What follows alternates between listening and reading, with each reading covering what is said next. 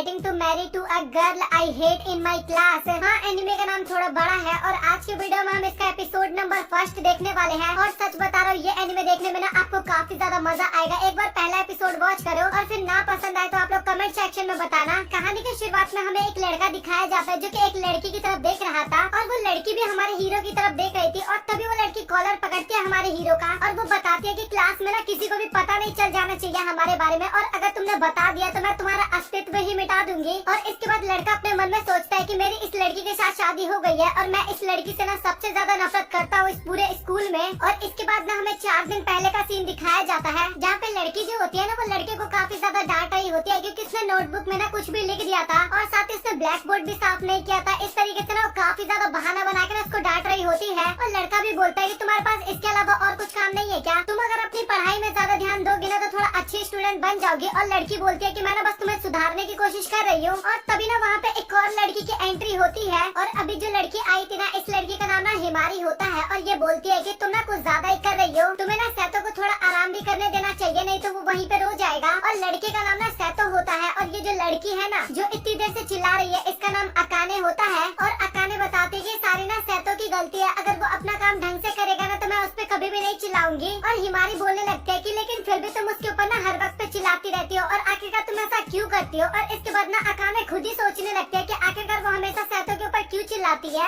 Akane बताने लगते है कि जब भी मैं उसका चेहरा देखती हूँ तो मुझे काफी गुस्सा आता है और मेरा मन करता है कि मैं उसको चप्पल से मारूं। और ये सुन के ना भाई सैतो भी काफी ज्यादा हैरान हो जाता है। और तभी ना वहाँ पे एक और लड़की आती है और वो बोलती है कि तुम दोनों फिर से झगड़ा कर रहे हो। और इस लड़की का नाम ना सिसई होता है और ये ना एक तरह से क्लास के अंदर ना काफी ज्यादा पॉपुलर होती है और क्यूट भी होती है एक तरह से। सैतो और सिसई ना दोनों कजन ब्रदर सिस्टर है। और इसके बाद सिसई ना सैतो को थोड़ा शांत करवाती है और बोलते है कि तुम बिल्कुल भी फिक्र मत करो। तभी हिमारी बोलते है कि तुम ना सातो को काफी ज्यादा परेशान करती हो, कहीं तुम उसे पसंद तो नहीं करती ना? और तभी अकाने बोलते है कि अगर सातो इस दुनिया का आखिरी इंसान भी होगा ना उसके बाद भी मैं उसको पसंद नहीं करूंगी। काफी चिल्लाते हुए बोलती है और सातो भी चिल्लाते हुए बोलता है ये तुम्हारे ऊपर भी लागू होता है, अगर तुम भी दुनिया की आखिरी लड़की हुई ना मैं भी तुम्हें पसंद नहीं करूंगा। और इसके बाद सातो ना घर जा रहा होता है और तभी उसके पास उसके ग्रैंडपा का कॉल आता है और वो बोलते है कि तुम फ्री हो क्या और क्या तुम मेरे साथ चाय पीना चाहोगे? और सातो बताता है कि मैं ना ओल्ड मैन के साथ ना चाय पीना पसंद नहीं करता और साथ ही मैं अपने बुक्स के साथ टाइम स्पेंड करना चाहता हूँ। और ग्रैंडपा बताता है कि तुम बुक्स तो कभी भी पढ़ सकते हो। और ग्रैंडपा बताता है कि तुम्हें मैं अपनी कंपनी का मालिक भी बनाने वाला है फ्यूचर में और तुम्हें ना मेरी सारी बातें माननी चाहिए। लेकिन उसके बाद भी ना एक तरह से वो उसको मना ही कर रहा था। और तभी ग्रैंडपा बोलता है कि तुम्हारा माइंड काफी ज्यादा ब्रिलियंट है और तुम्हें इतना पता है कि तुम मुझे कभी भी मना नहीं कर सकते। और तभी अचानक से ना सातो के आसपास ना काफी सारे बॉडीगार्ड्स आ जाते हैं और सातो अपने ग्रैंडपा को बोलते है कि क्या आप मुझे किडनैप करने की सोच रहे हो? और ग्रैंडपा बोलता है कि चुपचाप कार के अंदर बैठ जाओ तुम। और गाड़ी में ना सातो पूछता है कि आखिरकार तुम मुझे कहाँ लेके जा रहे हो? और ड्राइवर बताता है कि ये मैं आपको नहीं बता सकता। और इसके बाद सातो अपने मन में सोचने लगता है कि एक टाइम पे ना काफी तगड़ी वाली मंदी चल रही थी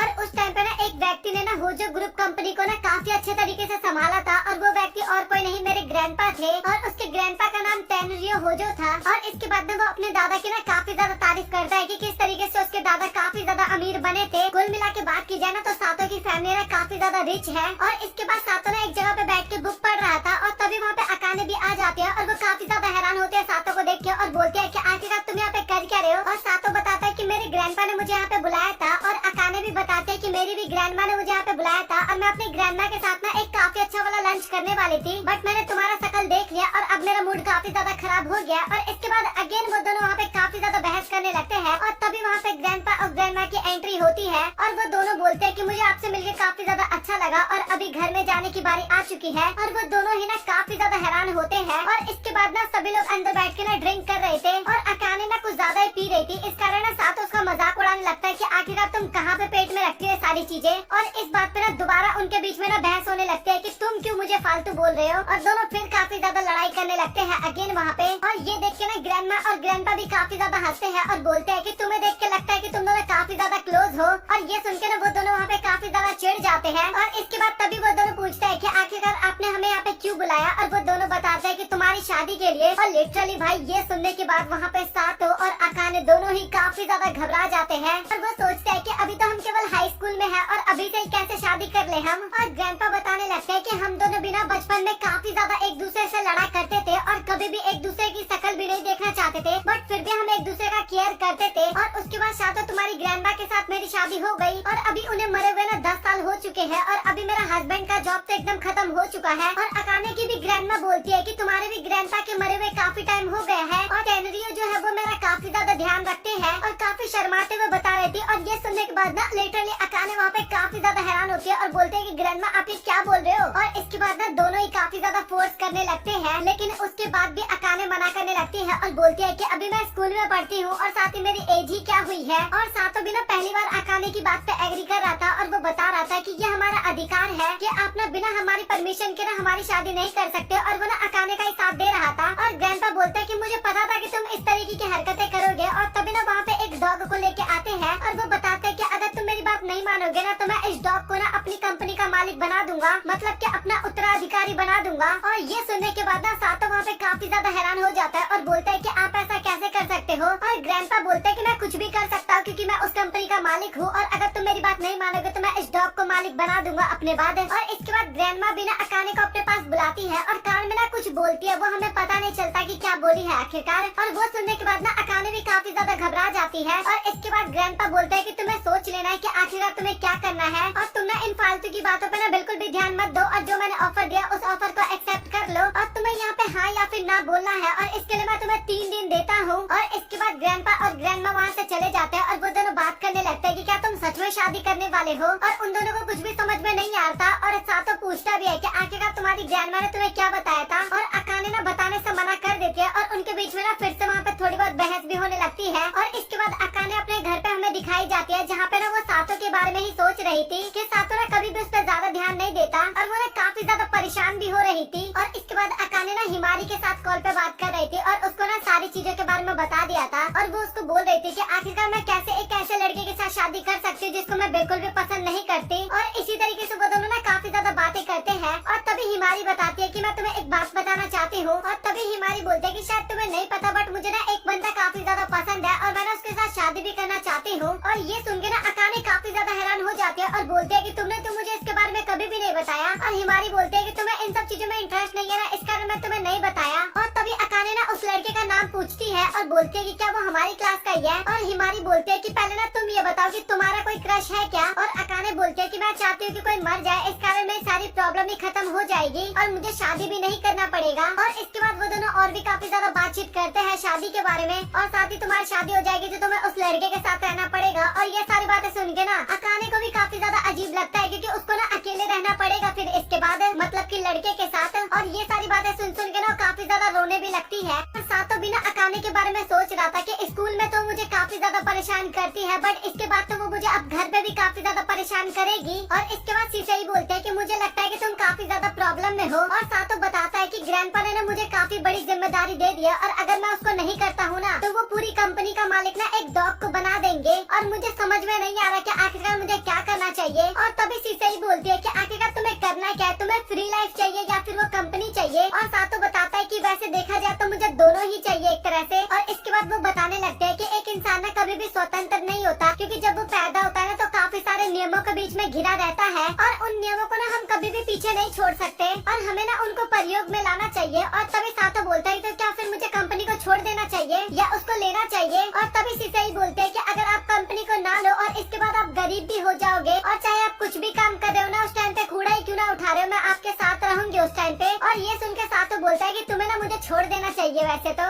और शीशे ही बोलते हैं कि हाँ मुझे इसके बारे में पता है और मेरे लिए बेहतर यही होगा कि मैं आपका साथ छोड़ के कंपनी को आगे बढ़ाने का काम करूँ बट फिर भी आप मुझ पर पूरा भरोसा रखिए। आपका रास्ता चाहे कितना भी कांटा भरा हो लेकिन उसके बाद भी मैं आपका साथ हमेशा दूंगी। और ये सुन के ना सातों को काफी ज्यादा अच्छा लगता है वहाँ पे। और इसके बाद हमें अगले दिन का सीन दिखाया जाता है जहाँ पे सातों ना अकाने से बात करने के लिए जाता है स्कूल में, लेकिन अकाने ना उसको इग्नोर कर देती है। और अब फाइनली 3 दिन हो जाता है और अब बारी थी उनका जवाब देने की, क्या उनको शादी करना है या फिर नहीं। और ग्रैंडपा बोलते हैं कि आखिरकार तुमने फैसला ले लिया तो आखिरकार तुम्हें करना क्या है। और इसके बाद दोनों ही वहाँ पे एक साथ बोलते हैं कि हम दोनों शादी करेंगे। और ये सुन के ना ग्रैंडपा और ग्रैनी तो काफी ज्यादा खुश हो जाते हैं। और तभी वहाँ पे सातों बताने लगता है कि अच्छा ठीक है तो हमने फैसला ले लिया तो अभी मैं घर जा रहा हूँ और जैसे मेरा हाई स्कूल कंप्लीट हो जाता है ना तो उसके बाद मैं शादी कर लूंगा और साथ ही कंपनी को भी संभालने लगूंगा। लेकिन तभी ग्रैंडपा बोलते हैं कि तुम पागल पागल हो क्या, तुम्हारी शादी ना अभी होने वाली है। और ये सुन के ना वो दोनों ही काफी ज्यादा हैरान हो जाते हैं। और इसके बाद ना ग्रैंडपा ना उनको उनका नया घर दिखाते हैं और बताते हैं कि तुम दोनों ना आज से यहीं पे रहने वाले हो। और वो दोनों बोलते हैं कि कम से कम हमें घर पे तो जाने दो पहले। और इसके बाद दोनों ही ना वहाँ पे धमकी देने लगते हैं कि तुम ना इस घर से बाहर नहीं जा सकते और साथ ही तुम दोनों को ना यहीं पे रहना होगा।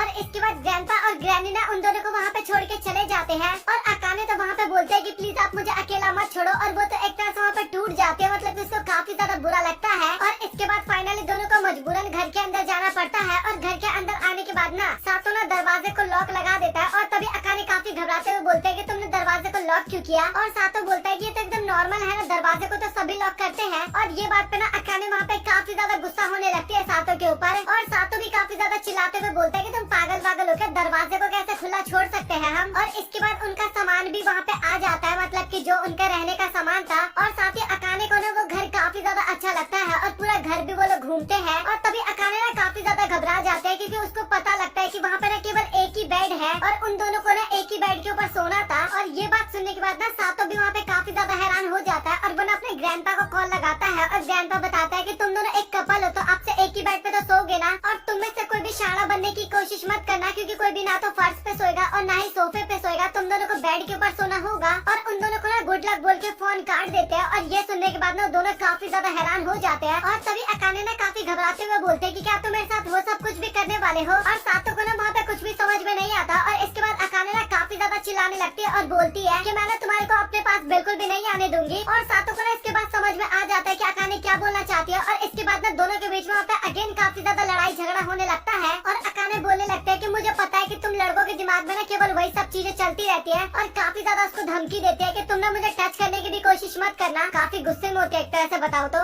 और सातों तो बस उसको शांत करवाने की कोशिश करता है कि प्लीज तुम शांत हो जाओ और मैं तुम्हारे साथ कुछ भी नहीं करने वाला। और इसके बाद तभी अकाने उस कमरे से बाहर भाग जाती है। और इसके बाद अकाने ना अपना सामान रखने के लिए जा रही थी लेकिन वो ना सीढ़ियों पे स्लिप हो जाती है। लेकिन सातों ना उसको सही टाइम पे पकड़ लेता है और बोलता है कि तुम ना थोड़ा ढंग से काम करो क्योंकि अगर तुम पहले दिन ही मर गए ना तो लोग मुझे हत्यारा समझेंगे। और अकाने बोलते हैं कि तुम ना थोड़ा कम फालतू की बातें किया करो। और इसके कुछ टाइम बाद ना सातों पिज्जा खा रहा होता है। और सातों को पिज्जा खाते हुए देखना अकाने का जीभ ना काफी ज्यादा ललचाने लगता है। और वो ना पिज्जा खाने के लिए ना वहाँ पे काफी ज्यादा रोने भी लगती है। और इसके बाद सातों एक स्लाइस उसको देता है ना और वो लेके ना वो चली जाती है। और सातों ना काफी ज्यादा गुस्सा होने लगता है और बोलता है कि तुम एक बार थैंक यू तो बोल दो इसके बदले। और इसके बाद रात की बारी आ जाती है और वो दोनों ना सोने के लिए आते हैं। और सच बताओ तो दोनों को ना काफी ज्यादा ऑकवर्ड सा फील हो रहा था वहाँ पे। और दोनों ना स्टार्टिंग में तो काफी ज्यादा घबरा रहे थे। और इसके बाद तभी सातों पूछता है कि आखिरकार तुम मेरे साथ शादी करने के लिए एग्री क्यों हुई। और अकाने ना बताने के लिए मना कर देती है। और इसके बाद वो ना और भी छोटी मोटी बातचीत करते हैं। और उसी बातचीत के बीच में ना सातों का हाथ ना गलती से अकाने की बॉडी पे लग जाता है। और अकाने को ना वहाँ पे काफी ज्यादा गुस्सा आता है और वो ना सातों का हाथ पकड़ के मोड़ देती है और बोलते हैं कि तुम आखिरकार ये कर क्या रहे थे। और अगेन दोनों के बीच में काफी ज्यादा बहस होने लगती है। और इसके बाद अगेन हमें प्रेजेंट का सीन दिखाया जाता है जहाँ पे अकाने ना काफी ज्यादा चिल्ला रही होती है सातों पे। वो बोलती है कि तुम ना किसी को भी नहीं बताओगे हमारे बारे में और साथ ही तुम मेरे साथ भी नहीं रहोगे और मेरे से बात करने की भी कोशिश बिल्कुल भी मत करना। और वहाँ पे सातों भी बोलता है कि हाँ मुझे पता है इन सब चीजों के बारे में। और दोनों इसी तरीके से प्रॉमिस करते हैं कि हम ना किसी को भी कुछ भी नहीं बताएंगे। लेकिन अकाने इसके बाद भी काफी ज्यादा घबरा रही थी।